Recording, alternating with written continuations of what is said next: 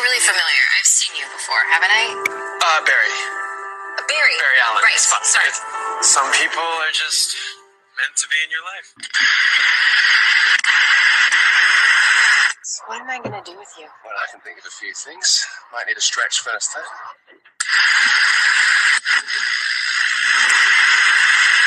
You told me the dead don't want anything.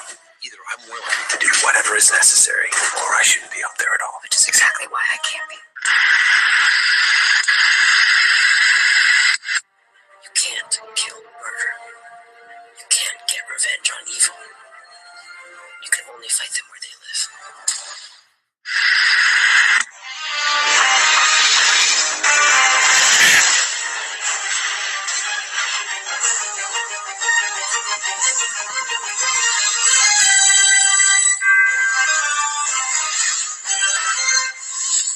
X-Men.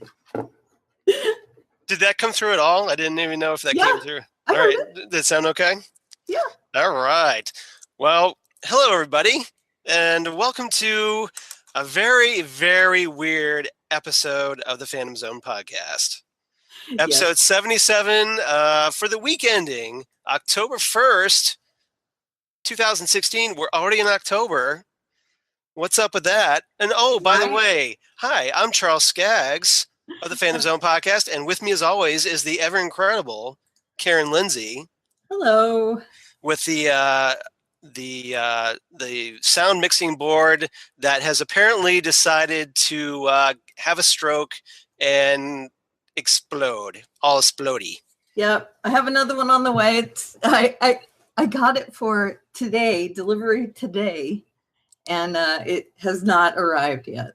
So apologies in advance if our sound effects are not quite up to our usual par, but we kind of cobbled together an emergency backup plan with my lovely phone app here.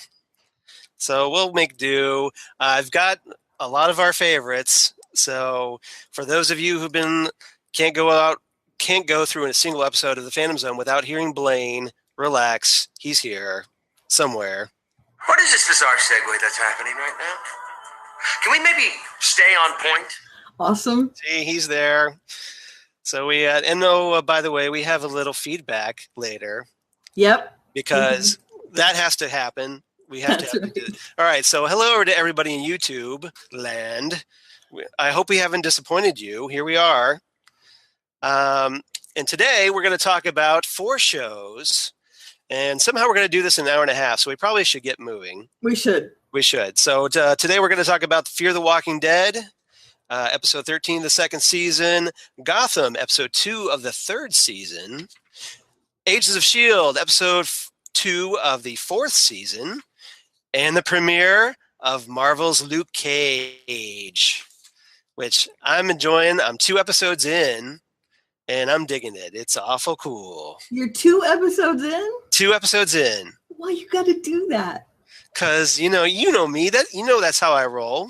I know. But I don't know how you got time to watch 2. It just started yesterday. Well, I watched one yesterday and I watched another one today. So there you go. Right. A lot of people have already finished the season. Yeah, I know, but they don't have lives. That's true. So I have a life. I have a life too. And yeah. And then I might add, you look great today. I do? You do. You look great today.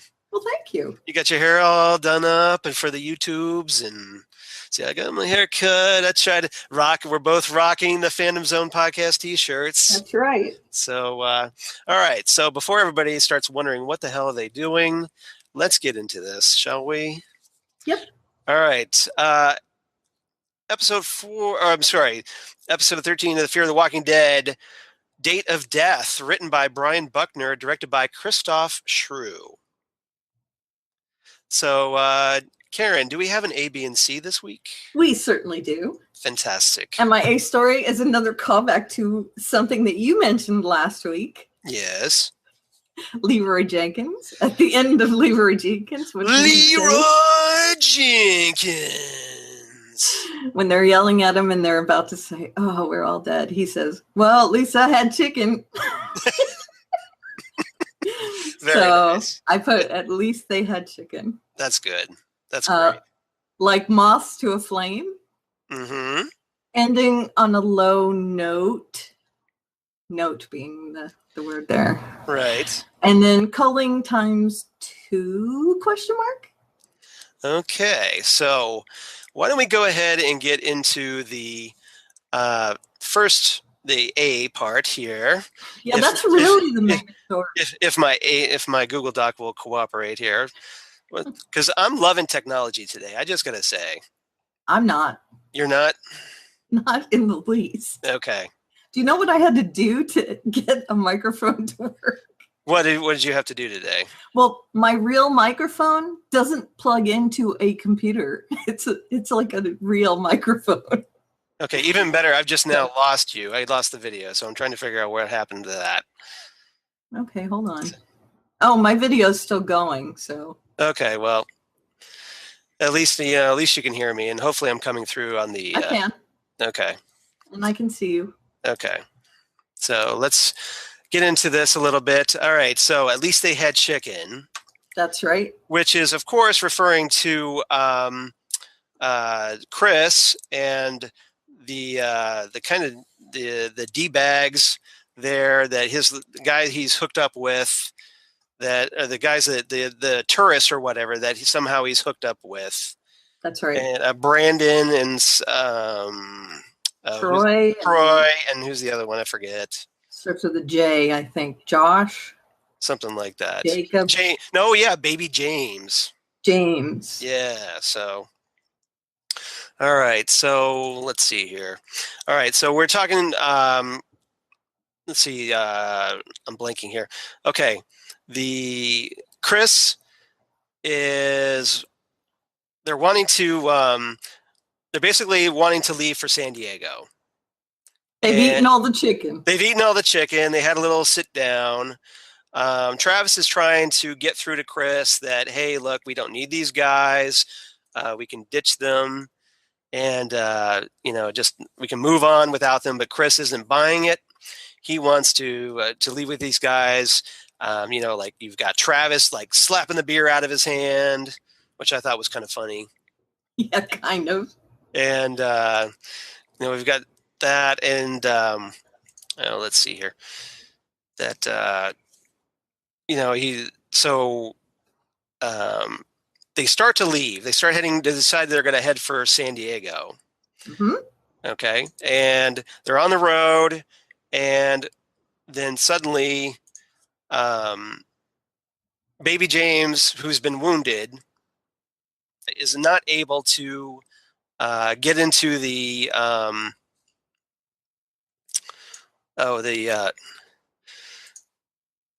there we go.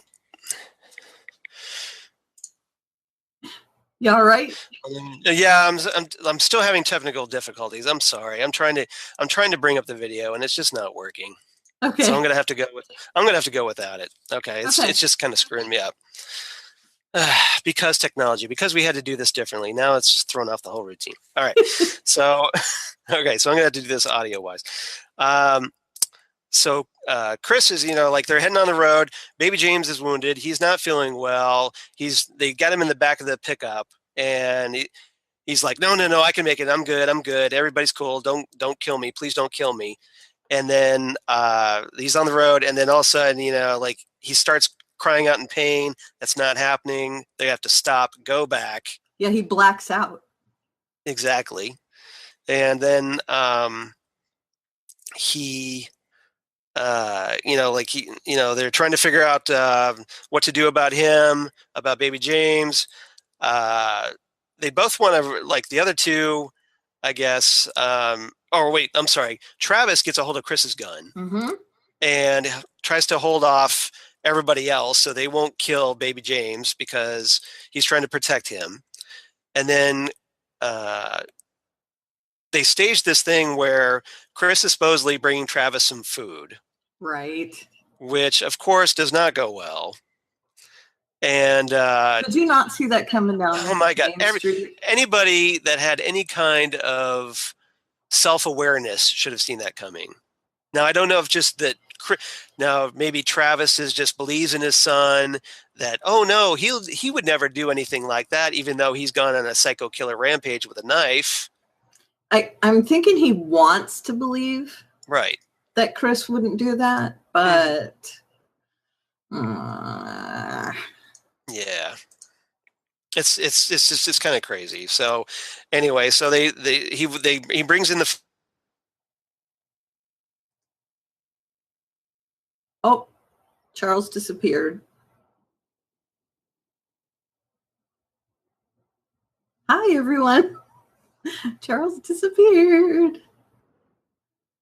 So we're talking about Fear the Walking Dead, and I am going to fill the minutes before Charles comes back.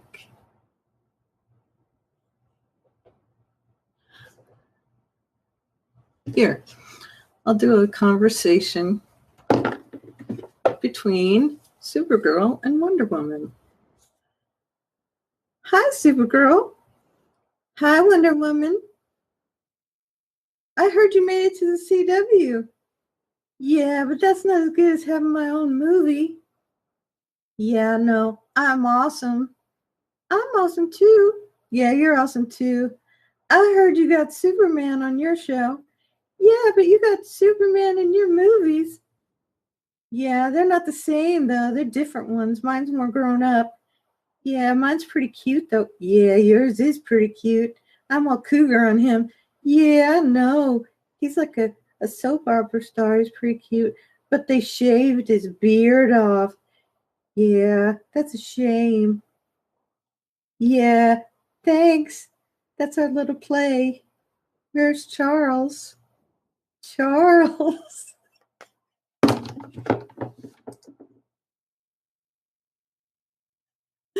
I don't know. I don't know whether they have Southern accents or not. I raised my voice, and that's the accent I had. We can do this one now too. There we go. Okay, I'm back. So here's Flash and the Arrow talking, and they are doing this. They're doing, "Hey Flash, I heard you're fast." I'm not that fast. Bow chicka bow wow. Oh, don't you mean? Yeah, that's right. Oh yeah. Very nice. Oh yeah. I had to fill, so I did Wonder Woman and no, talking. I'm sure that was awesome. It was not awesome. Okay, well, anyway, okay, I can see you again, so yay. Oh, good. All right, so let's try this again. All right. Somehow. Okay. So I said, could you hear that coming down? Could you see that coming down Main Street? Right. We were not that far from that. Okay, so I just kept talking, and that was basically where we left off. Mm-hmm. Okay, let's try it again. Okay. Take two. Okay, so yes, so obviously we left off with baby James. Travis is trying to protect him from the others, and Chris ends up bringing in some breakfast for Travis. Obviously, anybody could see that coming a mile away. Mm-hmm. And then, of course, it's a trap.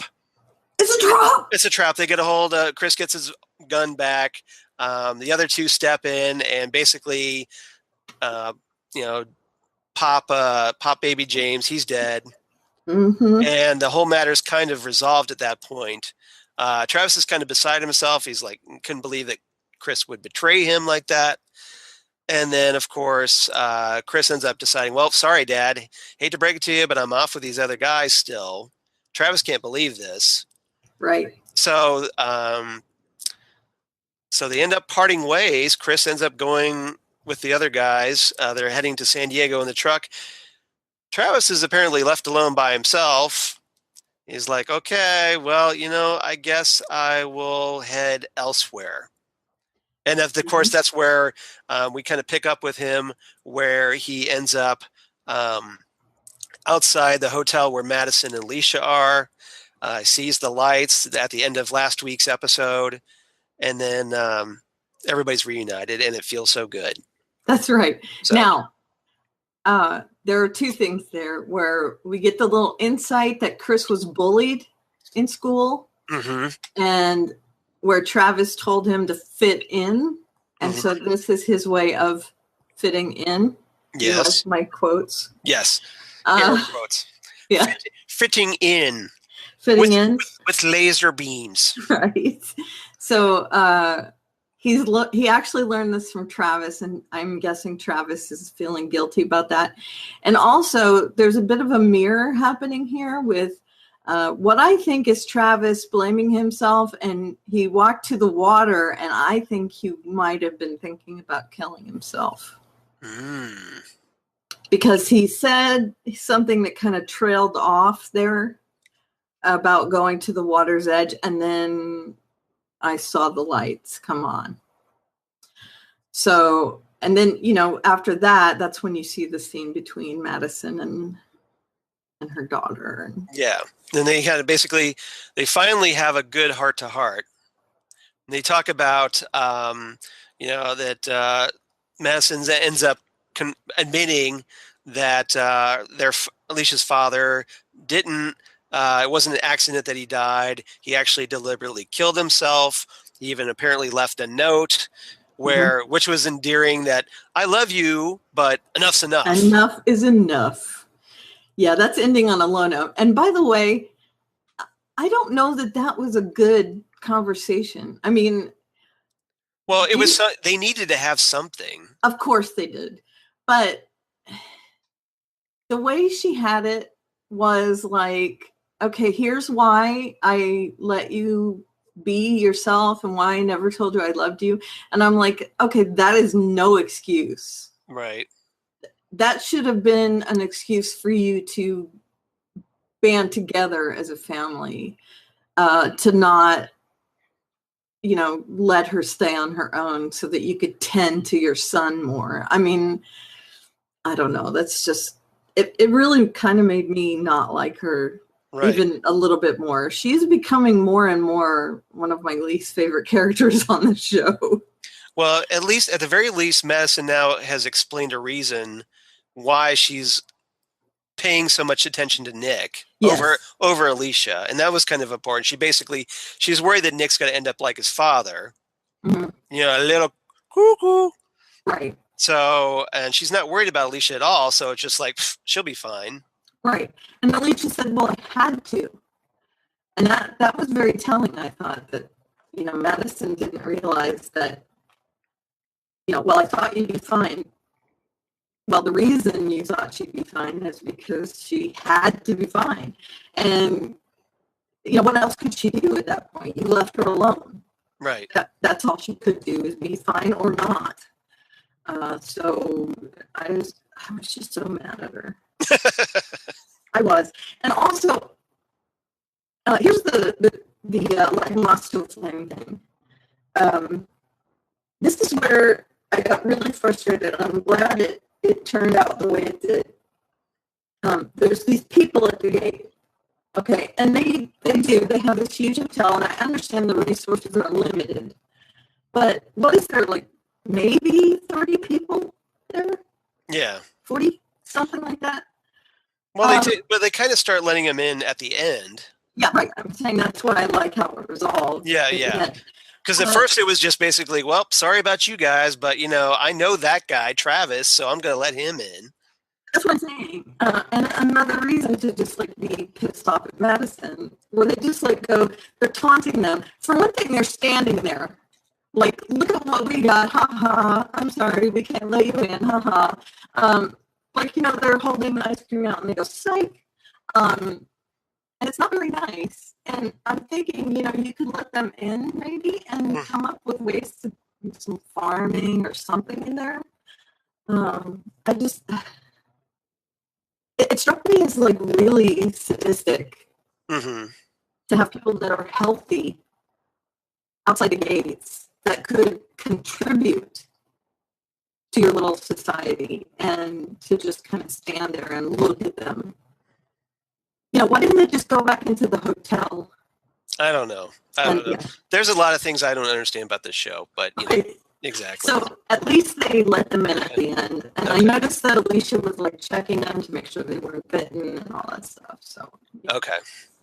All right. So Should we talk to? Well, let's see. Ending on a low note, or do you want to? That was the note. That was the end on the low note. Okay. Well, calling times 2. Yeah, ending on a low note was the dad's suicide note. Okay. And calling times 2, that was shooting James was 1, and calling times 2 was just the end of the episode. We see the other 2 boys at the gate, Right. and we do not see Chris. Yeah. So that's interesting. And that's why I put a question mark at the end of it. So what happened to Chris? It's Right. like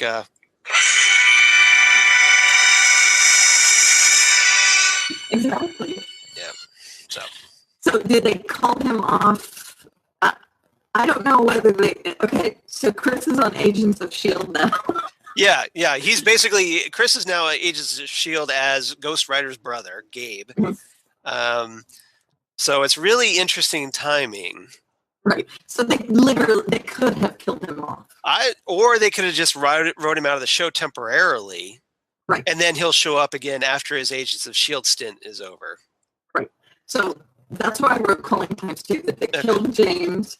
Okay. It's completely unnecessary. And then, of course, Chris is gone at the end. Okay. So. Now, you've been kind of breaking up again, so Oh. That's not your fault. So why don't you go ahead and give your review or your rating, and then I'll give my rating while you reboot. Okay. So I give it 8 idiot sons. Nice. Very nice. All right. And I gave it 8 beer cans slapped to the ground, which was a complete waste of beer in the zombie apocalypse. Dude, there's now a limited supply of this, unless somebody's like out there in the zombie apocalypse brewing beer. So, Right. yeah, A craft brewer or something. yeah, something. So, not a cool move there, Trav. No. So waste of good. And I think that can was only half full, or was only half empty. So yeah. Right. Okay. Or half full. Yeah. Okay. So, all right. While Karen's doing that, I'll set up the next episode. We're going to talk about Gotham, Burn the Witch. Burn the Witch, of course. If you're a Radiohead fan, that sounds great because that's a great song off their current album. So I just thought it was a nice, clever nod. And so this is written by Ken Woodruff and directed by Danny Cannon, the one of the showrunners of Gotham. Yep. And welcome back, Karen. Hello. Sound much better now. Oh, good. So I think we timed that. I think I filled that a little bit better. Yay. Okay. Or at least a little decently. All right. So I've given our written and directed by. So why don't we go ahead and get our A, B, and C? Okay. Flipping the turntables and flipping them redux. Right. Stranger Things season 2. Nice. And Owl Deal with It. Right. Very nice. Very and nice. Then our bonus story is Green Around the Gills. Okay. So flipping the turntables. What is that in reference to? Okay, let me think. You're the one who came up with this. Don't you know? Because I don't know. I do. I'm trying to guess where you're going with this. I guess, is this where Bruce was taken? And she turns the tables on him. Hold on. Oh, you mean, okay, so somebody turns the table on somebody else. Or was that Cobblepot or... I wrote this a couple days ago, so hold on. Okay. All right. Well, all right. So why don't we just, I'll start off the episode, and then we'll try to figure out what's going on here. We're really organized today, aren't we? Yes. Well, I know what flipping them redux is, but that is not the big story. Okay. So what's flipping them the redux? Oh, that's where Lee shows up at the end of the episode alone. Right. But Gordon has already kissed someone else. Yeah, because that's kind of one of the big developments for Boba Jim, as I like to call him. Okay. Now that he's bounty hunter, Jim Gordon, the bounty hunter. So we've got Gordon basically kind of getting closer and closer to Valerie Vale, and they kind of he kind of proposes an alliance as they try to find Fish Mooney. So they end up going to Barbara, of all people.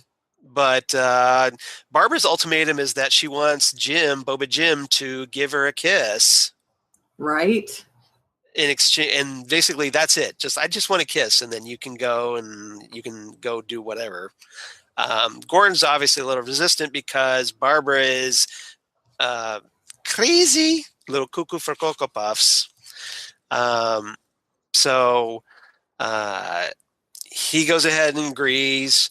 Barbara gives the location and tells Gordon of this weird dream where he had an accident, is losing his legs, and she's pushing him around in a giant carriage. I'm presuming a baby carriage. I don't know. She's weird, man. But apparently this is something that sounds like something straight out of a David Lynch movie. But. Right. She says it all serious, and then when he turns around, she smiles, which is very weird. Yeah. And she's got the crazy eyes going. I know. Yeah. So anyway. So Gordon ends up going back to the GCPD. Lucius Fox is there, shows Gordon the body of Peabody. All shriveled and dead. Exactly. And so they figure out that, okay, Fish killed her because Peabody couldn't fix her. And the only other person can do it is, of course, Hugo Strange. Right. Who we get the return of by B.D. Wong, who's great. Especially if you've watched him on Mr. Robot recently. He's really good. He is super good. Biddy Wood. So let's see. So Gordon and Fox end up talking to Captain Barnes, as in, it's clobbering time, Barnes, about Fish's next move. And he reveals that Strange is being held in an abandoned mansion, which is conveniently being turned into a research facility out of Gotham City. So the question is, why is Hugo Strange in a research facility? Right. Right. I'm guessing some people behind the scenes made that move. Let's see here. Gordon. Okay. And that's somebody's breaking into our feed here, I think. That's kind of weird. I don't know. Not sure. Somebody seems to be doing. Oh, now it's gone. So maybe it got turned on by mistake. I don't know. All right. So this is a crazy format. I know, right? Can I just say that this is a crazy? I don't know how we're going to get through this. So the GCPD ends up surrounding this mansion. Cobblepot and Butch, meanwhile,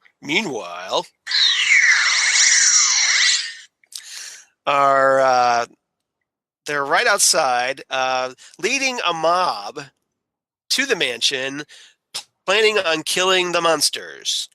With pitchforks. Yeah, exactly. They basically go all young Frankenstein and are storming up to this place. The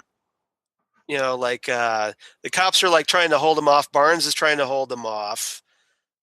Gordon sneaks inside while everything's going on, ends up getting caught by the monsters, is brought to Fish, and he ends up dealing his and Bullock's life by helping her escape through the backside or whatever.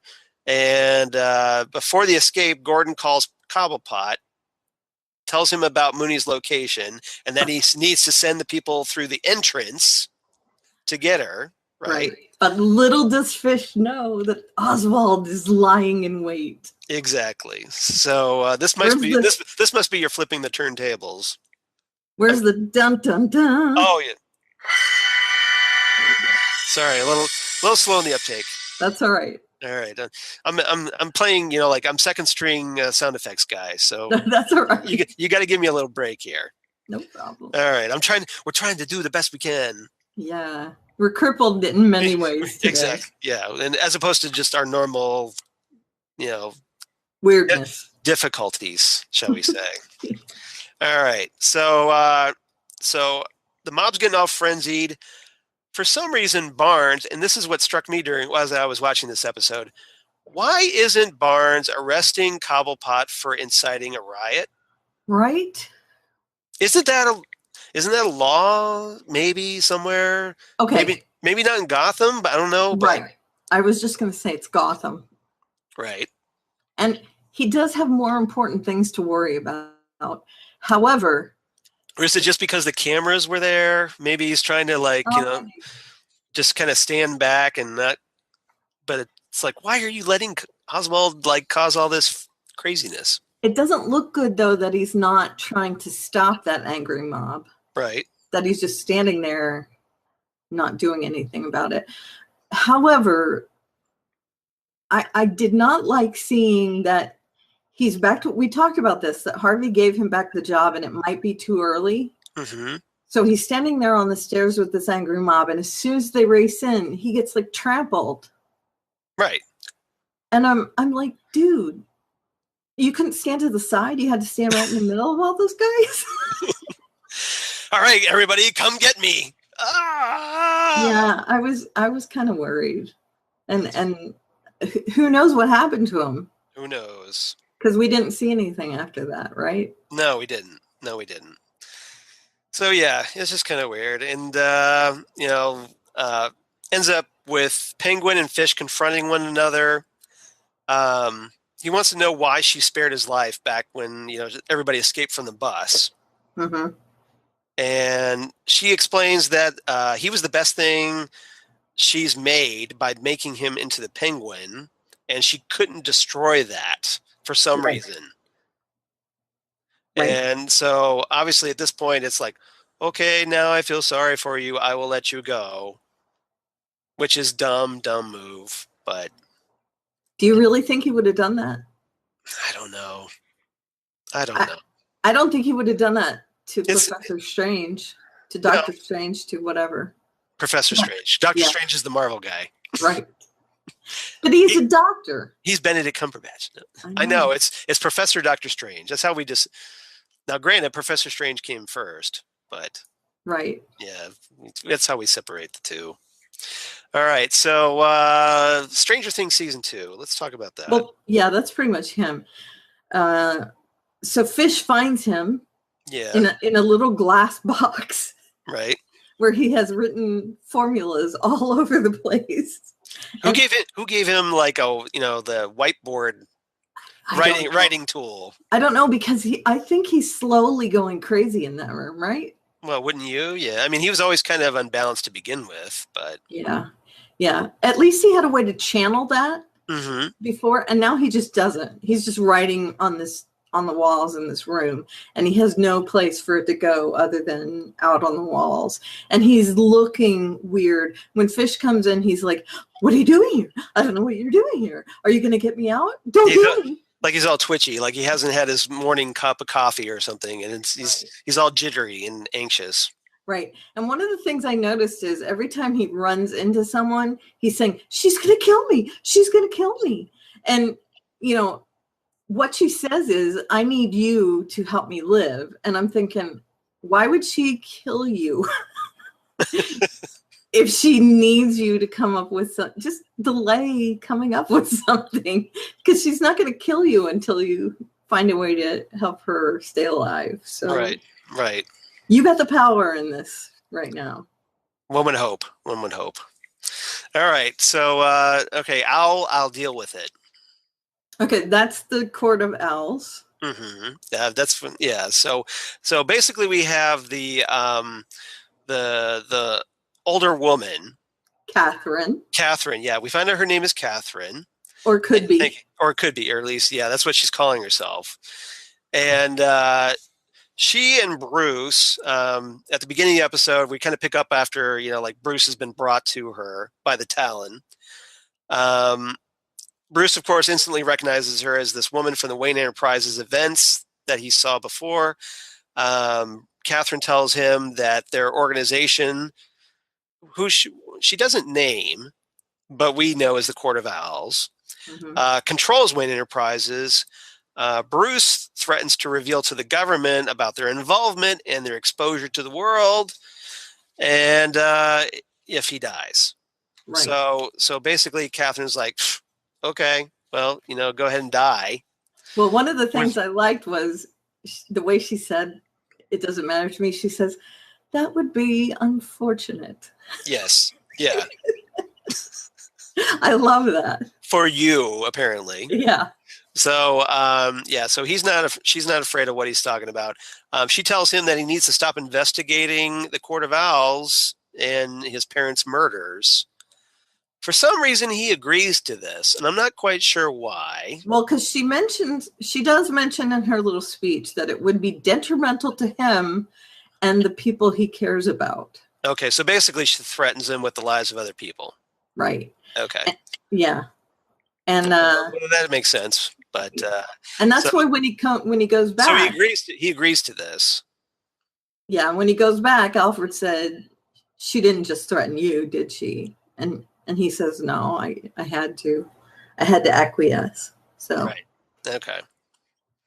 All right. And what's our bonus? Green around the gills. That's Ivy. Oh, of course. How could I forget? Right.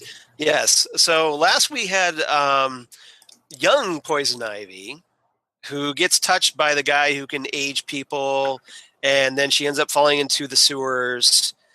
She comes out on some shoreline somewhere, crawls out. She still has her younger self's big sweater, the big striped sweater, the Tim Burton sweater. It's a good thing. Yeah, good thing. And apparently a good thing it's big and baggy because, she's a little bit taller now. Right, that's what I meant. It's a good thing it's huge. And a little bit more filled out.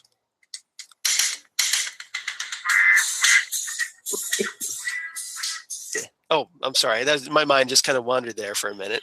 I'm sure it did. Exactly. So she steps out as new actress Maggie Geha. Let me ask you a question. Yeah. Did it remind you of Splash? Kind of. Yes, it did. It did. I almost wrote a Splash reference there, but I couldn't come up with anything that was witty that would connect Splash to Poison Ivy. The new Ivy makes a big splash on Gotham? Or? Yeah, but... Yeah, okay, yeah. Too long. Too long, okay. All right. Anyway. So green. See, green. Yeah, okay. Yeah, got it. Okay, so Ivy's on shore, is apparently, obviously understandably freaked out by her new larger body. So she ends up getting found by this guy named Nick and taken to his house. Poor Nick. Yeah, poor Nick. So while she's there, she notices that Nick doesn't take care of his plants very well. And he kind of puts the moves on her. A little bit. And so basically she deals with that. Now, he doesn't take care of his plants or his ex-wives. Right. Because she left all her clothes there. Yeah, so that's way conveniently now she has a way to get clothes. Right. So and amazingly they fit her perfectly. Right. Yeah. Exactly perfectly. Yeah, especially considering how curvy she is. Mm-hmm. Shall we say? Right, and she's not happy that he doesn't take care of his plants. Yeah. So basically, he's done. She kills him, right? With the plant, yes. With the plant, yeah. She bashes it over his head, and so she's not happy about that. And so she kind of takes her first step out into the world as the new Poison Ivy. In a slinky dress, a la Jessica Rabbit-y. Yeah, exactly. So apparently she's quickly adapting to being an adult all of a sudden. That's right. And then we get two little scenes at the end. Mm-hmm. One, of course, was Lee stepping off the train in Gotham. Right. But it's after Gordon has kissed Valerie. Mm-hmm. Now she hasn't seen it yet. No. So, and I believe I talked about this last week that I thought, it was this cliche that I felt was coming, that they would get close and then all of a sudden Lee would come back. And of course you get the triangle. Yeah, but did you think it was going to be the second episode? I didn't think it was going to be that soon. No, me either. And I was like, dude, really? I thought they at least give them like maybe 4 or 5 episodes and then all of a sudden Because they seem to be like, okay, we just met, I know, but let's make out and Right. go find fish. What's up with So this? does this mean we're going to get angst for a few episodes? Because I don't want that. Well, the third episode, of course, has to be Lee actually seeing them together. Right. So that's got to happen. Yeah, this is not going to be good. Or like Lee will confront Gordon. Gordon won't tell Valerie about it. Yeah, it's not good either way. I'm face palming in case you're not watching. Yeah, well, if you are watching us on YouTube, you can see the face palming. We're both just, why? Why this isn't CW? And then of course the other last scene is Alfred and Bruce were talking about learning how to dance, and we get a little dance scene. Yeah, apparently Alfred's got some moves. He does. Sean Pertwee getting jiggy with it. Well, a pirouette isn't exactly good. I know. I was just playing that up. But. No, very cute. And I like he doesn't just know the moves in fighting, he knows how to dance as well, which I thought was really cute. And then all of a sudden they hear something at the window, and apparently his doppelganger has found them. Yeah. And I thought that was rather sudden. They are moving it along this season. Which is good. I mean, you're not getting drawn out stuff, but some things, seem probably could have used at least one more episode to feel a little more natural. Yeah, but I'm okay with movement. So right. I'm hoping at least it's not boring. Right? It's not. That's for sure. Not. Whatever you say about Gotham, and there are plenty of things to say about Gotham, believe me, you can't say that it's boring. No, not this season. And this also meant that Fish didn't dominate again. Yes. So, more time for everybody else means less time for Fish. So, hooray. Woo! Exactly. And we're all happy. Not too fishy. That's good. Oh, I see what you did there. Mm-hmm. All right. So what's your rating for this episode? I gave it 8 baby carriages. Very nice. Creepy baby carriages. Mm-hmm. It's a good thing we didn't get to see that dream sequence. Yeah, right? That would have, although it would be kind of funny to see Baby Jim or Boba Jim in a baby carriage. With circus music playing in the background.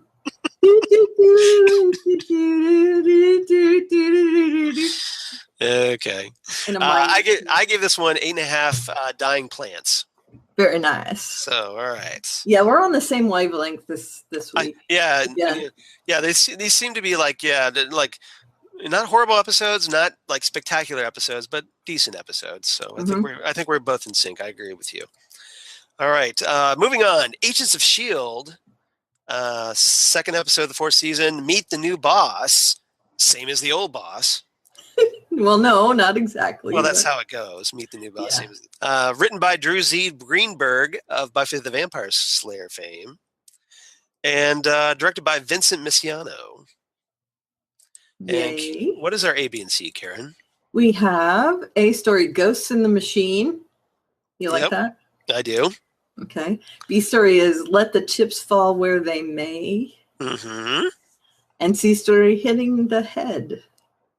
The head, the director, the boss. Well, I thought you were talking like the head in naval terms. Yeah, I know, but it's a pun. See? I get it. I got the concept. Yes. Okay. I got it. Okay. Just anyway. So, all right. So, which one do you consider the main story? Because they all kind of took up the same amount of space in the episode. Well, technically, it's probably the Ghost in the Machine because we do get introduced to this group of ghosts. Now, this is the kind of like transparent figure that we saw kind of brush by May at the end of last week's episode, which is why she's affected in this week's episode. Mm-hmm. Turns out it's a woman named Lucy. And apparently she's not the only ghost. Apparently in this like abandoned facility somewhere, there are a bunch of ghosts. And they kind of, she kind of like starts bringing like gathering everybody together, all the ghosts. They basically have like this big conference about what to do about their condition. And we find out during the course of the episode that the ghost condition has something to do with a book called The Dark Hold. Or they think so. Or they think so. But now this, of course, has to be the setup for Agents of S.H.I.E.L.D. crossing over a little bit with Doctor Strange, right? Mm-hmm. Because the Dark Hold, for those who don't know, those who aren't Marvel Comics fans, the Dark Hold is this big mystical book that's usually used for no good. It's So a grimoire. It's a grimoire. It's a grimoire, yes. Yeah, you get a lot of your dark supernatural forces, your Satanish, or your Baron Mordo, or Dormammu, or all the heavy hitters of the Doctor Strange's Rogues Gallery, using this book for whatever nefarious purpose. So obviously, this is going to be probably pretty important later on. And it's no coincidence that we have a supernatural character in the form of Ghost Rider. So I'm sure this will all converge. Because remember, it's Agents of S.H.I.E.L.D., it's all connected. That's right. As they keep telling us. It was also in Marvel Zombies. You're right, it was. Mm-hmm. Very well played. Oh, so somebody's looking up information. No, I have it up, but I remember that it was in Marvel. I loved Marvel Zombies. It was awesome. I like the first two. Then the concept got a little tired. It was still great. It was great. It was Very good. fun. It was weird. Yeah, it was. So these ghosts, the ghosts continue to wake up others. And the first ghost, Lucy, says they're trying to find the Darkhold and reverse what happened to them. But there's some dissension in the ranks, apparently.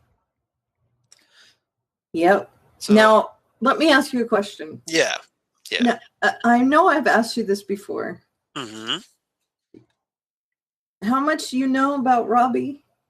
About Robbie Reyes? Not very much. Okay. I'm not a big Ghost Rider fan. I know general knowledge about Ghost Rider, but not a whole lot. See, because I don't want to spoil his background, but they could definitely be connected to how Robbie is the Ghost Rider. Okay, that's good. You can get that's fair. It doesn't spoil anything. Okay, because these ghosts, how their lives were ended, could be connected to a member of Robbie's family. Can I just say that? Yeah. Okay, that's good. That's good. Keeps it nice and vague. Okay.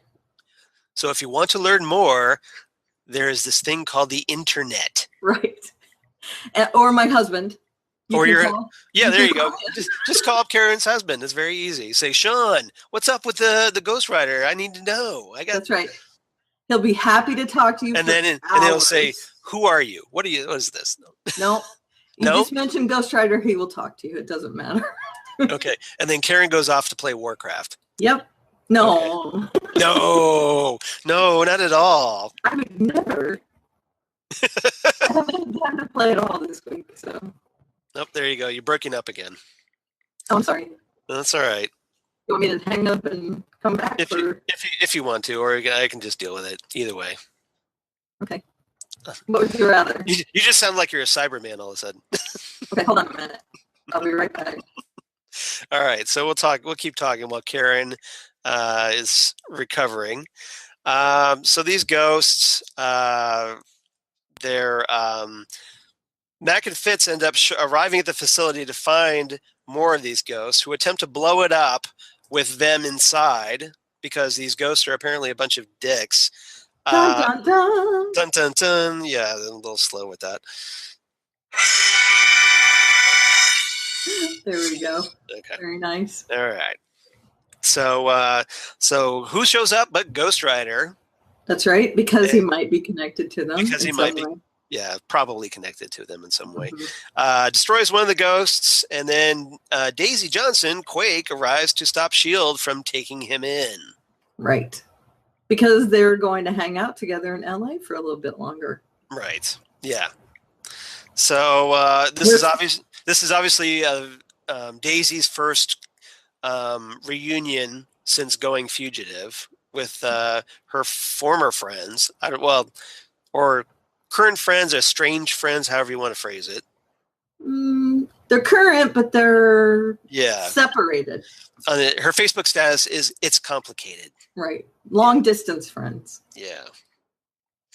So Mac tries to talk to her. I believe he's treating her hands because, from last week, we find out that Daisy's been over abusing her powers, and it's affecting her physically. And then Daisy explains that the Ghost Rider isn't an Inhuman, but Mac says he's a killer. Right. Because Mac doesn't really like many people, apparently. Yeah. If you notice, he's like the first to go like, I don't like that guy. He is, yes. So Mac tries to get Daisy to come home with the team. He starts thinking about the medicine they could give her, and then realizes that, oh, guess what? Yo-Yo's probably been stealing it and giving it to Daisy. His girl. And then Mac gets all angry because, he doesn't understand why Daisy's doing this. Fitz is even angrier, though. Right. And Daisy's like, says, I'm doing what I need to do, okay? But Mac says that it still affects the others, them, the team. Right. So obviously some friction here, and Daisy's kind of like torching some bridges. Big time. Is it just me, or does Mac need another color T-shirt? Well, maybe he's one of those people, and I can respect this, where he has like several of the same shirt, because Einstein was like this, because Einstein only had 3 suits because he didn't want to think about anything else. So maybe Mac's just like, I don't want to have to worry about deciding what I'm going to wear, so I want to just be able to grab what's out of the closet. I guess. I don't know. I think he'd lighten up a little if he had maybe like a light green T-shirt or something. But he always wears like burgundy really dark burgundy T-shirts. Maybe he needs like a bedazzled shirt with like unicorns on it and rainbows. Sure, rainbows. Rainbows, yeah. Lighten him up a little. The unicorn has to be dancing on the rainbow. You know what he needs? What? Is a shirt with a rainbow and Thor and Loki dancing on it. Okay. Did you get it, Rainbow Road? Yeah. Or maybe he just needs to eat a Snickers. That's right, and he'll turn into Betty White. Very nice. Very nice. Well played. Thank you. All right. So is that about it for the ghosts? And well, without me spoiling anything. Yeah. I like that I have spoilers that you don't know about. Yeah, you're kind of up on me on this, and I'm not quite sure how I feel about it. No, because usually I'm the one who's like, oh yeah, I've watched it. I've watched ahead, and I know what's going on. Well, you could find out more about it if you wanted to, but because of this thing called the internet, yes. Right? Yeah. Or comic books. Yeah. Either way, it's crazy. Yeah, but I have my husband and the internet. But that kind of requires effort. Maybe I could just call your husband. I just sat down with my husband and asked him about it, and we talked about it, and I read a couple comics, and I was like, oh, okay, I get it. And now you're an expert. Not an expert, but I know about his background. You're fully informed. Now, I don't know whether that's how they're going to go on the show or not, but it does look like it with the way. And the one thing also that we're missing about this is the box and Fitz and Simmons. Yeah, what's in the box? What's in the box? What's in the box? Pain. Yep.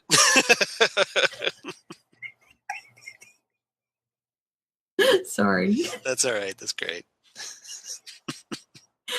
Pinhead. Yeah. Well, that's amazing how we just kind of diverted from. Oh, no. Did he cut out again? Can we maybe stay on point? Oh, thank you. You're welcome. You froze up for a minute. Oh, I did? Yeah, but that's all right. I heard what you did. Hooray for technology. Yeah. You played Blaine. Yeah, I played Blaine. So yay. Yay. All right. So let's move on to Let the Chips Fall Where They May. I see what you did there. Yeah. So May not doing well in this episode. And it's a very unsettling, in my opinion, because May's usually like, she's the one who has her act together. unless it's involving her ex-husband. Right. Yeah. Lash. Lash. Poor Lash. R.I.P. Pouring one for Lash, one for my homies. Yeah. Okay.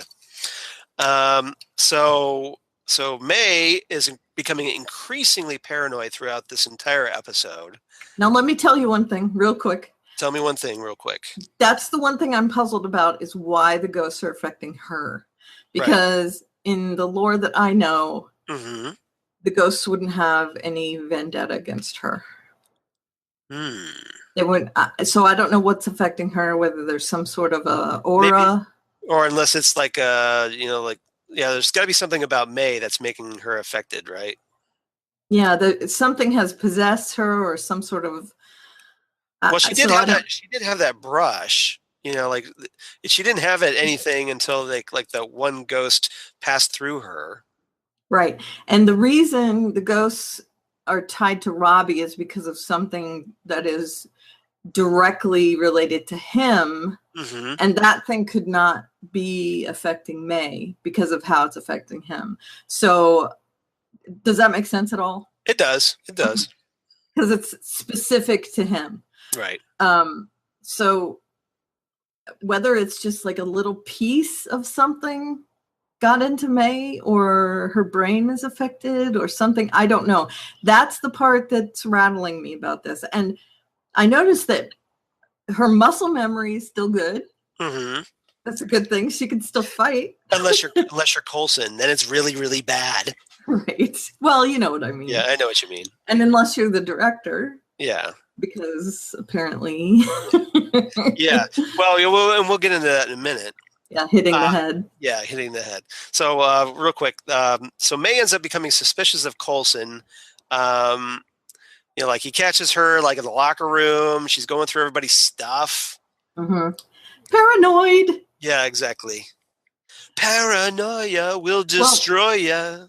I have to say that if you saw skulls over everyone's head, like superimposed on everyone's face, I'd be a little paranoid too, because I wouldn't know whether it was affecting me or whether something was going on around me, especially in that job.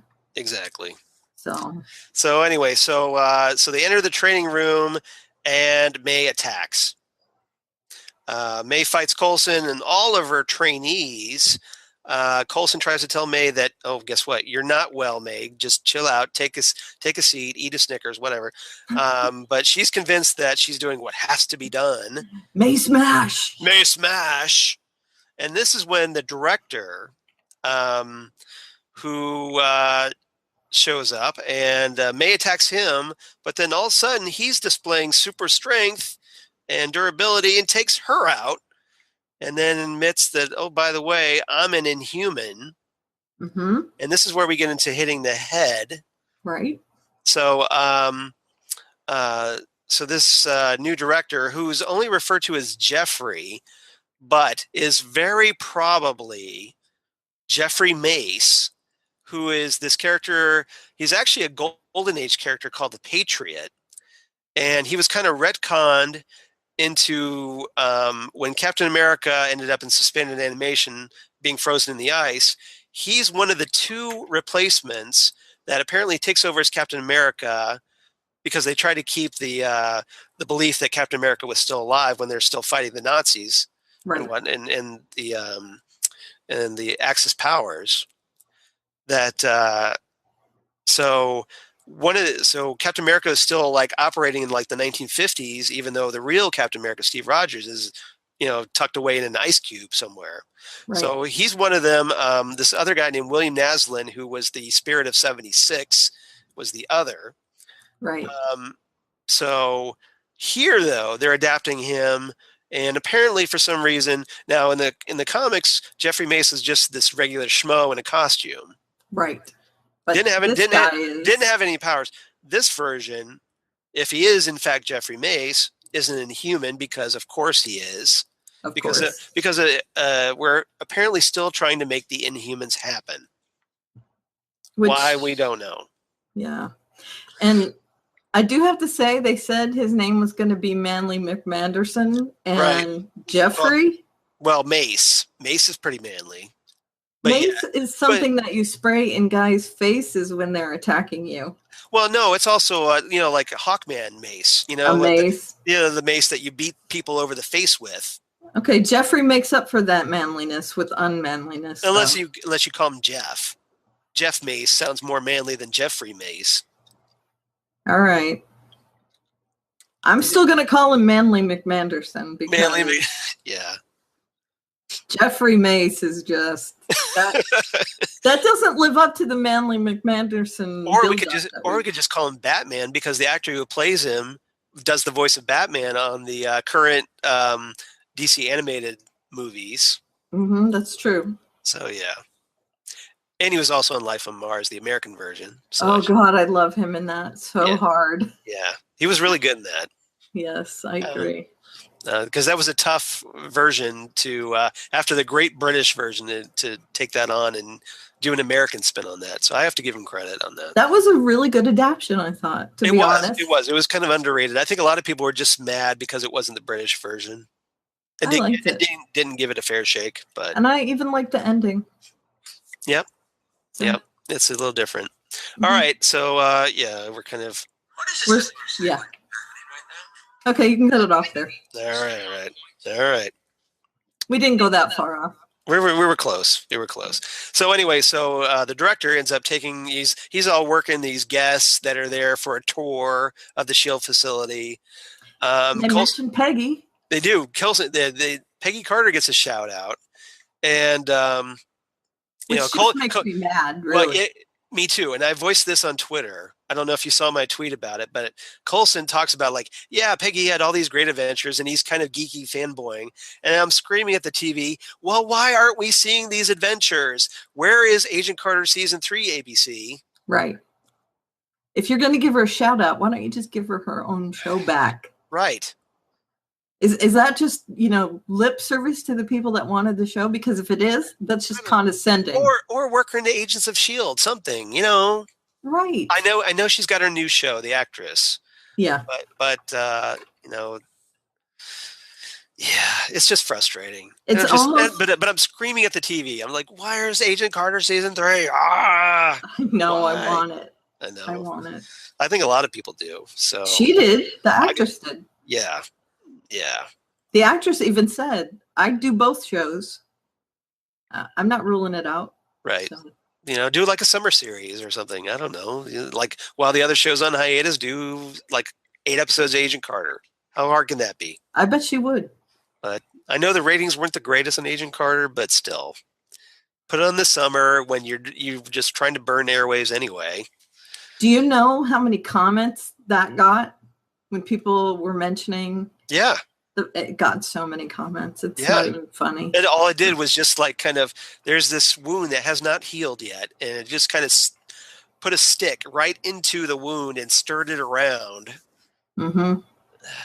Yes. Just, if you want that sort of a reaction, mention Terriers on Twitter. Yeah. The show Terriers. Right. Or Constantine. That's right. It's like, I'm just saying. If you were to have mentioned Firefly a couple of years ago, that's the kind of reaction you would have gotten. And I think that the Firefly ship has sailed. Yes, I think so too. And even Nathan Fillion is just like, okay, it's time to move on. It's been enough time now. We can move on. We're not the same characters anymore. So I think as hard as it is to say, and Firefly got a great ending with the Serenity movie. So It's okay. It left in a good place. It had a nice arc. Exactly. So we got a good ending with it. We should be happy we got the ending we got. Constantine, not so much. And that's another rant for another day. That's right. All right. So so the director is smoozing all these guests. Coulson voluntarily stepped down as director because he wanted Captain America to take over, but then Captain America goes AWOL after Civil War. Dope. And they wanted a powered person to take over. Yeah. So I thought that was interesting that they wanted someone like an Inhuman or someone like that to take over. Someone an enhanced person at least. Right. But no. Yeah. Didn't happen. Sorry, Coulson. Sorry about your luck. Yeah. All right. Yeah. He is longing to have his job back. Yeah, especially considering the guy that they got. So it's like, oh, I stepped down for you. Awkward. Yeah. Yeah. I know. Although it gives me a chance to look at Jason O'Mara on TV. So. So you're happy. You're good with it. Mm-hmm. I am. And then Phil Coulson's like, what am I, chopped liver? What's this? Oh, I like Coulson too. I'm all okay. right with him too. Okay. Clark Gregg, I'm all right with him. All right. So they talk about May. The director says that Coulson can't be objective when it comes to May and Daisy. And then Meg ends up getting sent out on a straitjacket in a Quinjet with all the politicians, which seems like if they were trying to put on a good show for the politicians, why is May laying there in a straitjacket? Right. Did anyone else have a problem with that or wonder why that was happening? Because I did. Why I wanted to know. You'd think. All right. Okay. So I think that about does it. One more thing. What's the last thing you want to bring up? Well, Robbie mentions that he thinks that there's something connecting the ghosts, the watchdogs, and the lab. Right. There's one thing connecting them all. And I think that's ironic. Yeah, because, he says, I think it's me. Yeah. Yeah. So, okay. It's him and maybe something else. So, and Daisy's like, okay, well, let's hop in my Quake-mobile van. And, the Mystery Machine. The Mystery Machine. I still like Quake-mobile. Yeah, I like Quake-mobile too. But his car is much better. It's a van down by the river. You got to move your pants around. Yeah. Well, it's, Chris Farley, the reset, for those wondering. If it were me, if I was Daisy, I would take his car. Yes. I totally agree. Yeah. Okay. So what was your rating for this episode? I gave it 8 straight jackets. 8 straight jackets. I gave this one 8 out of 10 copies of The Darkhold. Who wants 8 copies of that? Pass. Well, you keep one and then you flip the other 7 on eBay. No. Right? No. Okay. No. Send them to Atlantis. You get them autographed and then you can jack up the price. Send them to Atlantis where they came from. Ooh, look at you, little Miss Research. You're the research goddess. Hey, every time I kind of forget about that, you just do something that just reminds me like how awesome you are at the research. There are things I know. I know, but you knew that you didn't have to look that one up. No, I didn't. You're awesome. It came from Atlantis before it sunk under the ocean. Much respect. Thank you. I'm not worthy. Come on. You're awesome. I know some Marvel stuff. You got the skills. You got the mad skills. That is old school Marvel, though. I mean, that's like way back. Yeah, but still obscure enough to be impressive. It's pretty obscure. It's one of those things. How many people know that the Darkhold is from Atlantis? Well, anyone? It's one of those things that like you see somewhere as a piece of trivia and you just keep it in your head. Yeah. And it's like, well, that's kind of cool that Atlantis was above ground. Okay, we got 15 minutes left, unless we can run over because there was a kind of a half-hour gap between shows, right? Yeah. Well, let's hurry. Let's get moving just in case. So let's move on. Luke Cage, episode 1, the very first episode of Luke Cage on Netflix. Moment of Truth, written by Chio Hodari Coker. And directed by Paul McGeegan. I'm guessing it's McGeegan. He's for those who don't know, McGeegan's the guy who directed like the first couple of Sherlock episodes. Okay. So he's got some skills. So he knows Benedict then. Yeah, he's tight. So there's your Doctor Strange Power Man crossover. Very nice. Yeah. Okay. Hello, person that is breaking in. How are you today? Oh, there they go. Nope, they're back.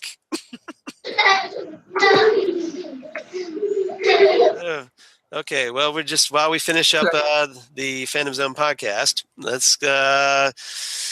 I'm loving this format. I'm loving it to death. We still have a few minutes. No, let's hurry up. Let's hurry up and get going. All right, so Moment of Truth. What's our A, B, and C, Karen? It's getting pretty hectic. Can you play that little thing? Yeah. I've actually.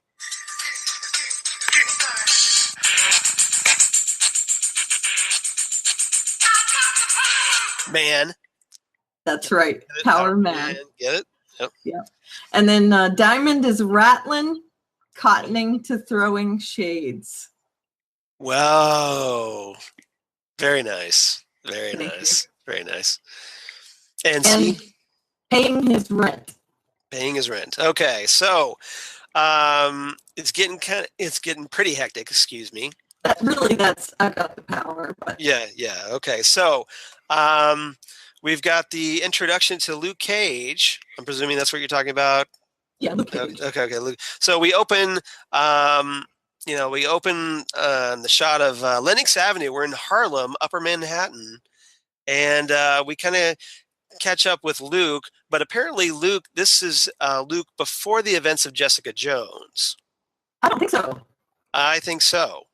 Do you? Yes, I do, because he hasn't. Well, his bar blew up. He hasn't. No. This is before. Okay. This is him just out of prison.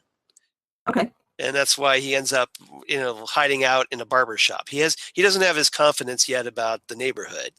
Okay. So that's the story. This is a story about him finding himself before the events of Jessica Jones. Okay, because I got the feeling that when he took the bartender's outfit, and decided to bartend, and the guy goes, "Do you know how to bartend?" And he goes, "Yeah, I know my way around." I wondered if that was because he owned the bar. Well, no, I think it's just something maybe he picked up, or I don't know. It's a good question, but I thought. Or was that a nod to saying? I think it was just kind of a nod to Jessica Jones, like an ironic foreshadowing. Okay. Of Jessica Jones. That's the impression that I got. So, Luke, he's hiding out. He's basically sweeping the floor at a barber shop. Pop's barbershop, and Pop is played by Frankie Faison, and who's really good in this role. Who's kind of like a mentor to Luke, and he's got Pop has this clientele where there's they keep giving, there's a swear rule where if somebody swears, they have to put money in a swear jar and all that. And you kind of basically get a feel of this neighborhood. And Pops is kind of we find out is almost like a neutral place where everybody comes to get their hair done or whatever. And but Pop, it turns out, has been to prison as well. Yeah. So we kind of get this. He's aware of Luke's powers, as we see by the scene where he's lifting up a washing machine, and he actually makes a reference to calling him Power Man, which I thought was well played. I love that Pop says, "I'll never get tired of you doing that." Great. Yeah, exactly. So, but Pop thinks that Luke should be out there helping people. Helping these folks downtown, but Luke is just I don't want these powers. I don't want to be bothered with. They've ruined my life. And this is why I think it's set before Jessica Jones. Okay. Because he's much more comfortable with his powers in Jessica Jones. So I think, so it's interestingly, because they kind of pick up, in the comics, they start off with Luke in prison and do the origin, but we're kind of here we're kind of introduced to him after prison, after he has his powers. So it's kind of jumping ahead, which actually makes sense, because that way, we can actually see him using his powers as opposed to having to wait for it. Okay. So in addition to sweeping floors, Luke is moonlighting at this Cotton Club type restaurant or night spot called Harlem's Paradise, which is, of course, owned by Cornell Cottonmouth Stokes, who's played by Marshala Ali. And if not familiar with the name, the actor, he plays Remy Danton on House of Cards. He's a really good actor, among other things. But that's where I first noticed him, was on House of Cards. But he's really good in this, I thought. And Luke's washing dishes in the back under the table. And the bartender, not literally under the table. Not literally under the table, but he's getting paid under the table. Yeah. So the And as you mentioned, the bartender calls off sick, so Luke gets kind of drafted into a tending bar out front. Well, the bartender is Darius. We have to mention that as well. Oh yes, the bartender. No, I'm trying to remember. I'm trying to keep the name straight. Which was the bartender's name? Do you remember? Darius. That's Darius. Okay, and then you had what's his name? The other guy. I'm trying to remember Chico. Yeah, Shamik and Chico. Shamik, Chico, and Darius. Yes. Yeah. Okay. And So Darius was Pop's. I mean, kid, not. No, son. I thought that was Chico. Chico was Pop's kid. Was it? Well, he looks in the paper and it says Darius, whatever. Okay. And he says this. So it could have Chico next to his face. Right. Well. Yeah. And what happens is that these kids from the community, they end up like Shamik and Chico, they end up busting up one of Cottonmouth's arms deals during a trade-off, and with help from Dante, who works as a bartender. So I think it's not Darius, it's Dante. That's where I got confused. Oh, Dante, sorry. Dante, yeah, that's okay. So after shooting and leaving Dante for dead, they make off with the money. Right. And not the best plan ever. No, it's not the best plan. It sets off a whole huge chain of events as a result. And while Luke is tending bar, he ends up meeting a very interesting woman who we know as Misty Knight. That's right. Yeah, played by Simone Missick, and they kind of flirt with each other at the bar. Could they have gotten anyone that looks more like Misty Knight? Yeah. I mean, I was a little disappointed because Misty is younger, I thought, traditionally, and she actually ends up involved with Luke's partner Danny Rand, Iron Fist, in the comics. Right, but she looks just like her. Yeah, she does. I mean, she got the same hair and the same and Simone Missick is a really good actress, I think. She's really good in the role. So they have this great immediate chemistry. Mm-hmm. I love the banter. Missy tries to explain herself like she's a auditor. Right. Yeah, but we know differently. The banter at the bar was adorable because Luke kind of tries to pick her up. Yeah. But he's real coy about it and smooth and just like. But then he sticks his foot in his mouth too, because he's like, at first I thought you were one of Diamond's girls, and right. But he does talk his what? But he does talk his way out of it. Yeah, he does. It's just like everything he says. She has a banter back for it. Yeah, it's no surprise to no one. He ends up taking her home for a little one-night stand. Oh yeah. My porn music is better. Do you have Sweet Christmas? I don't have Sweet Christmas. I'm just slapping this together. I thought I would try the different change. No, that was good. I was trying to change the pace for the porn music. We can go back to the original next week, but yeah. I just thought it sounded cool. Because I like the yeah. Yeah, I was kidding. They did it that way anyway. But yeah, so Luke's and then getting some sweet loving down by the fire with Misty Knight, and I just lost Karen. So, all right, well, let's just keep plugging away here. So Misty ends up having to sneak out before the morning when she's called to the scene of a weapons sale, and at the scene we also meet her partner, Detective Scarf, who's played by Frank Whaley. And in the process of the weapons deal that went bad, you had Cottonmouth's like little financial backer, chaperone, whatever, Diamondback ends up sending in his right-hand man, Shades, to keep an eye on him. And what's this guy's Shades deal? Well, apparently, he's this guy that apparently he was in prison at the same time as Luke Cage, and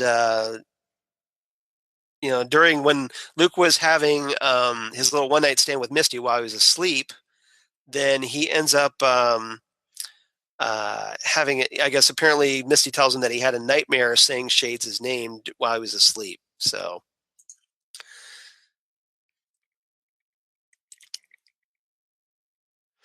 anyway. Anyway. Anything? So that's it. So Okay. you can hear me, right? Okay. Mhm. Just all right. Just I check. can hear you fine. I don't know what happened. Yeah, I couldn't hear you for some reason, but all right. yeah, because technology. Hooray! As soon as if my mixer had worked, we'd be all good. Yeah, it would be. So anyway. All right. We're struggling. We're getting by. So okay, real quick. So I was talking about Diamondback and getting into the whole B story. Yeah, I heard most of that. Yeah, I came back and I could hear you. So. Yeah, so basically Luke ends up like Cottonmouth's men track Shamik down. They bring him back to Harlem's Paradise to find out where the stolen money is. Luke sees Shades there, and it interesting, and this is what I kind of love because it ends up feeling a lot like a Quentin Tarantino scene because you get that kind of revenge music. Mm-hmm. That whole dramatic Sting music that normally would be playing if I had my app up that didn't crash on me. Uh-oh. Like that. Exactly. So it gets all Quentin Tarantino for a moment every time he sees Shades. So obviously something went down and there's some bad blood there. They gave a little flash of him in prison when he was dreaming where he Right. saw Shades beating up a guy. So right. It's like he couldn't protect someone in prison against Shades, maybe. Obviously we'll get more. I'm presuming we're going to see Luke in prison at some point during the season. Right. So Luke sees Shades when they pass through the kitchen, starts freaking out that Shades recognized him, but he didn't. Right. Luke ends up going back home to do some, he starts freaking out about Shades a little bit. Cottonmouth meets with Shamik. And by meets with, I'm talking about he beats the crap out of him. Yep. Now pummels him to pieces. It wasn't subtle, but one of the things I loved about this scene was the crown. Right. Yeah, they make because there's a picture. Cottonmouth has a picture of Biggie Smalls wearing a crown behind him on the wall. And of course, he has to step into frame so it looks like the crown is resting on Cottonmouth's head by the camera angle. So great. So obviously, there's no intentional metaphor there. Well, it was, again, like I said, not subtle. And he even says everybody wants to be the king. Right. And just the way they put him in that scene was great. And every time he came up from a punch, he was right back in that crown. Yeah. And it was just so nicely done. It was. I thought it was great. It was. So Luke calms himself down by looking at a photo of his wife, Reva. So who we find out on Jessica Jones was killed by Jessica Jones. Right. But Luke hasn't met Jessica yet. Right. So he leaves the apartment. He passes by this Genghis Khan's restaurant underneath. Genghis Khan's. Which I love the name, Genghis Khan's. It's well, yeah. He says to his wife, by the way, I'm clear, I'm focused, I'm ready, baby. Right. So he sees this councilwoman, Mariah, who is the cousin of Cottonmouth. Played by Alfre Woodard. Yeah, really. And so you get a nice actor the caliber of Alfre Woodard, which is very impressive. Mm-hmm. So the councilwoman's men are harassing, hitting up all the neighborhood people for money and protection, basically doing a little protection racket money. Mm-hmm. And Luke ends up stepping in. He finally is even though Luke owes the people who own the Chinese restaurant money for his rent, he steps in, throws the goons around, and then by the end of it, his landlady, who he owes money to, remember, ends up hiring him for protection. And he tries to. But Luke says, well, I'm not for hire, but you have my word, ma'am. I got you. Yeah. So all cool. All cool. So, yeah. And again, we get that scene where the guy is hitting him in the face, and we see that ripple Right. of the whole hand breaking down. That was really cool. So yeah, I love that. I thought it was great. So that's kind of like our first episode, our introduction. Anything else you think I missed? Okay. No. All right. So what was your rating for this first episode, Luke Cage? I give it 8 nicely placed painted crowns. Yep. I enjoyed this one a bit more. It's got a slow pace, but it's kind of like slow jazz. You just kind of groove into it, and it's got a great soundtrack. Mm-hmm. So I'm and a good intro. Yeah. His character. Yep. And things escalate next episode, which I won't get into. Karen shakes fist. But yeah. You're on YouTube, right? Just remind you. Okay. So I give this one 8.5 slow-mo broken hands because crush. Right. Yeah, that was painful as all get out. It was. So a great introduction, I thought, to Luke Cage. So can't wait to watch the rest of this season. All right. So before we have to wrap up, we have some feedback from Justina. So let's play that. Hi, Karen and Charles. I got some questions this week. First on Gotham was the lady that told Bruce he needed to stop investigating part of the Court of Owls or someone else. Either way, I don't think that Bruce is going to be able to keep his inquisitive side in check for long, especially now that he has his doppelganger in his house. There's definitely going to be more questions. And I don't think he'll be able to help himself but to investigate. I love that even though Jim is not on the police force anymore, that he will still go out of his way to help Harvey, because regardless of what his job is at this moment, they are still partners in his mind. And Jim being outside of the law at the moment gives him a few advantages that Barnes does not have. So this episode was called Burn the Witch, which after seeing the mob that Oswald brought together to try to take Fish down, it became clear to me why the writers named it that. And it's also a Radiohead song. An alternative, silly, funny title for this episode could be Fry the Fish. All in all, I give this episode 7 out of 10 consequences of not taking care of your plants. Then there's S.H.I.E.L.D. I'm really enjoying this Ghost Rider storyline, even though it was a little bit creepy in the beginning, which leads me to my question. I know that Ghost Rider judges people's souls and takes vengeance on those that have done bad things, but is it common in the comic books for him to go up against people that don't have a solid corporeal form, like we saw in this week's episode? Does Ghost Rider often go up against ghosts? I love that Daisy stepped in to help the team, but I'm also glad that she went back with Ghost Rider because I think that's an interesting storyline, having them together.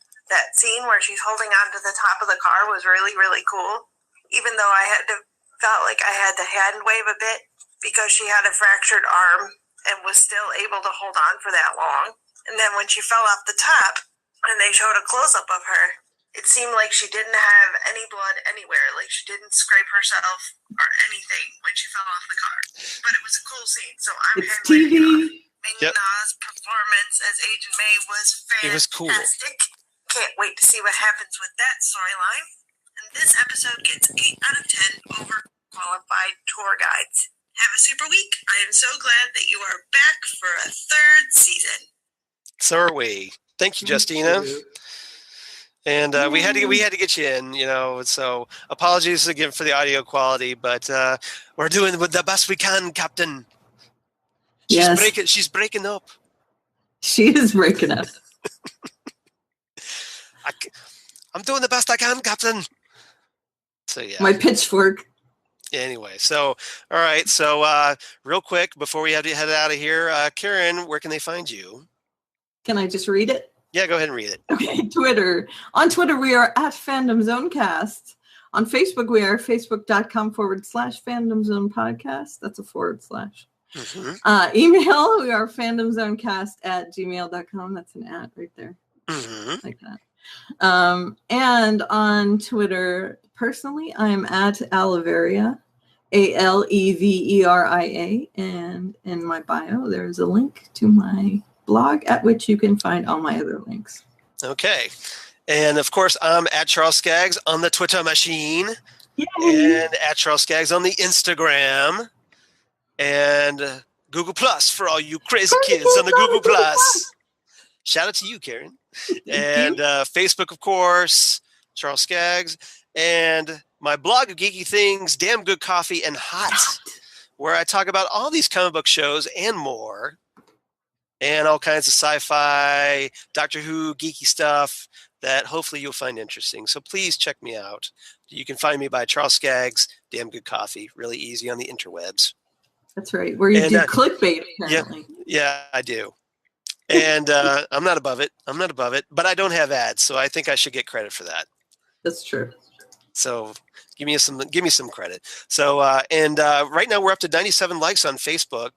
So for the Phantom Zone. So only 3 away. So please help us get to 100. Give us a few likes on Facebook. That'd be great. We'd appreciate it. And I guess that's about it. We pretty much got in 90 minutes, although some of it probably wasn't audible. So hopefully Rob, our editor, is able to record this and post it, because we can't record it. So we'll find out together. That's right. And it's a mystery. Yeah. And anyway. All right, so I guess that'll about do it for us in the Fandom Zone podcast. Thanks to Rob and everybody at Southgate Media for hosting us here as part of the 2nd annual podcast marathon. Bye, everyone. And we actually have closing music, if I can get to it. Any day now. It's under the wise. Hooray, technology. Come on, help a brother out. Why? Why? Young Justice. Young Justice, I know. I'm trying to get to it. The app won't come up. It's any day now. Okay. Forget it. So there we go. Forget it. No, I know. I'm trying to get to it, but the app's not coming up. It's being all crashy. There you go. How's that? There we go. Is it loud enough? Yeah, it's good enough. Ready?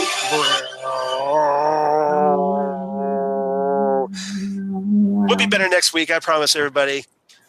Yeah. Out. We're out.